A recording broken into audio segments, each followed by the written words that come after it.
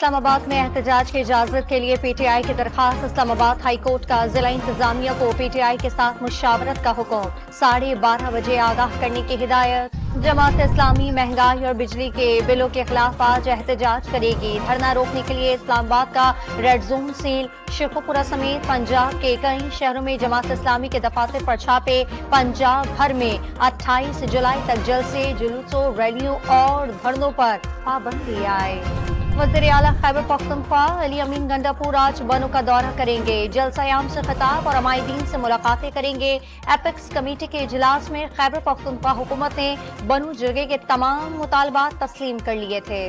کراچی کے علاقے ڈیفنس خیابان نشاط پر بھگٹے قبائل کے 2 گروپوں کے درمیان تصادم میں جاں بحق 5 افراد کا پوسٹ مارٹم مکمل۔ واقعے کی سی سی ٹی وی فوٹیج منظر عام پر آ گئی۔ پولیس نے 12 افراد کو حراست میں لے لیا۔ قبضے سے اسلحہ بھی برآمد۔ دونوں گروپوں میں کافی عرصے سے تنازع چل رہا تھا۔ کراچی کے علاقے سچل غازی کوٹ میں پیٹرول پمپ پر ملزمان کی فائرنگ کی فوٹیج منظر عام پر آ گئی۔ فائرنگ سے بائیکر رائڈر جاں بحق اور ایک شخص زخمی ہو گیا۔ جامشورو میں M9 موٹر وے لونی کوٹ پر کوچ اور ٹریلر میں تصادم، 3 مسافر جاں بحق اور 10 سے زائد زخمی۔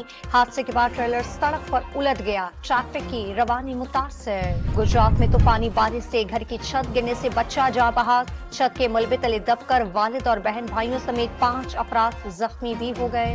لاہور میں بارش کے بعد گرمی کا زور ٹوٹ گیا، بیشتر سڑکوں پر کھڑا پانی نکالا نہیں جا سکا۔